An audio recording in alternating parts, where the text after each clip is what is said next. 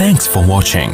Don't forget to like, comment, share and subscribe. السلام علیکم ورحمۃ اللہ وبرکاتہ۔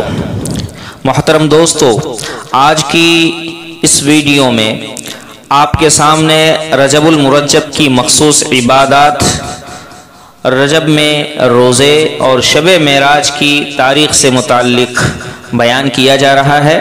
آپ بغور سماعت فرمائیں اور دوسروں تک شیئر کریں۔ رجب کا مہینہ حرمت والے مہینوں میں سے ہے۔ ان مہینوں میں عبادت کا ثواب زیادہ ہوتا ہے۔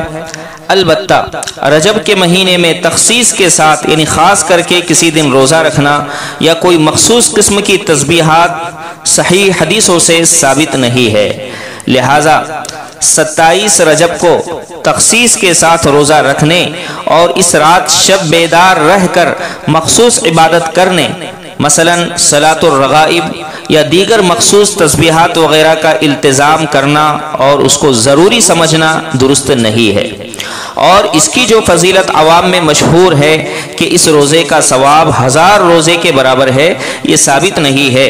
اس لیے اس دن کے روزے کو زیادہ ثواب کا باعث یا اس دن کے روزے کے متعلق سنت ہونے کا اعتقاد اور عقیدہ رکھنا یہ صحیح اور درست نہیں ہے۔ علماء کرام نے اپنی تصنیفوں میں، اپنی کتابوں میں اس کی بہت تردید کی ہے۔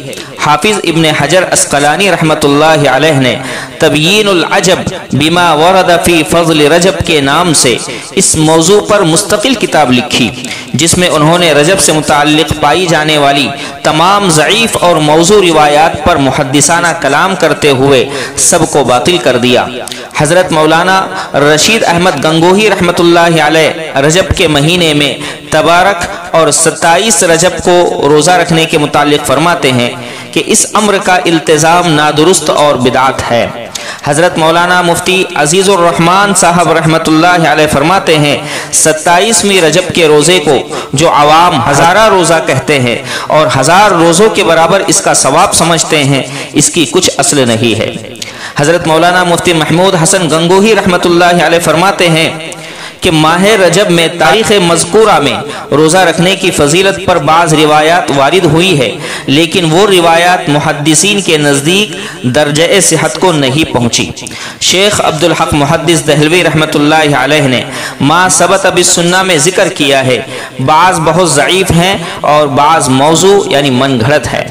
اسی طرح حضرت مولانا مفتی رشید احمد صاحب لدھیانوی رحمۃ اللہ علیہ فرماتے ہیں کہ 27 رجب کے روزے کا کوئی ثبوت نہیں ہے، اور حضرت مولانا مفتی محمود حسن گنگوہی رحمۃ اللہ علیہ ایک سوال کے جواب میں فرماتے ہیں کہ رجب کی 27ویں شب کے لیے خصوصی نوافل کا اہتمام کہیں ثابت نہیں، نہ کبھی حضور صلی اللہ علیہ وسلم نے کیا، نہ صحابہ کرام رضی اللہ تعالی عنہم نے، نہ تابعین عظام رحمہم اللہ نے کیا۔ علامہ حلبی تلمیذ شیخ ابن حمام رحمہ اللہ نے غنیت المستملی صفحہ 411 میں، علامہ ابن نجیم رحمۃ اللہ علیہ نے البحر الرائق شرح کنز الدقائق جلد 2 صفحہ 56 میں، علامہ طحطاوی نے مراقی الفلاح صفحہ 22 میں اس رواج پر نکیر فرمائی اور اس کے متعلق جو فضائل نقل کرتے ہیں ان کو رد کیا ہے۔ لہٰذا اس مہینے میں تخصیص کے ساتھ کسی عبادت کو ضروری سمجھنا درست نہیں ہے۔ ہاں، تخصیص اور التزام کے بغیر جس قدر ہو سکے اس پورے مہینے میں عبادت کا زیادہ اہتمام کرنا چاہیے اور اس کو لازم اور سنت اور ضروری نہیں سمجھنا چاہیے۔ اور اسی طرح سے رجب کی 27ویں رات کے بارے میں اگرچہ یہ مشہور ہے کہ یہ شب معراج ہے، یعنی اس رات کو اللہ پاک نے حضور پاک صلی اللہ علیہ وسلم کو سفر معراج پر بلایا، آسمانوں کی سیر کرائی، لیکن یقینی طور پر نہیں کہا جا سکتا کہ یہ وہی رات ہے جس میں نبی کریم صلی اللہ علیہ وسلم معراج پر تشریف لے گئے تھے، کیونکہ اس بارے میں روایات مختلف ہے۔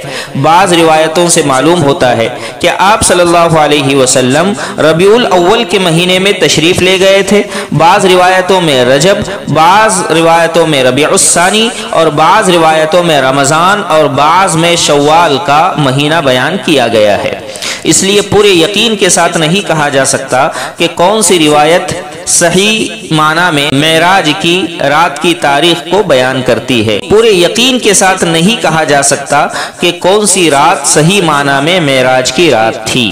اگر یہ کوئی مخصوص رات ہوتی اور اس کے بارے میں خاص احکام ہوتے تو اس کی تاریخ اور مہینہ محفوظ رکھنے کا اہتمام ضرور کیا جاتا، جبکہ شب معراج کی تاریخ قطعی طور پر محفوظ نہیں ہے۔ اللہ تبارک و تعالی سے دعا ہے کہ اللہ تبارک و تعالی ہم کو صحیح سمجھ کر اس پر عمل کرنے کی توفیق نصیب فرمائے۔ والسلام علیکم ورحمۃ اللہ وبرکاتہ۔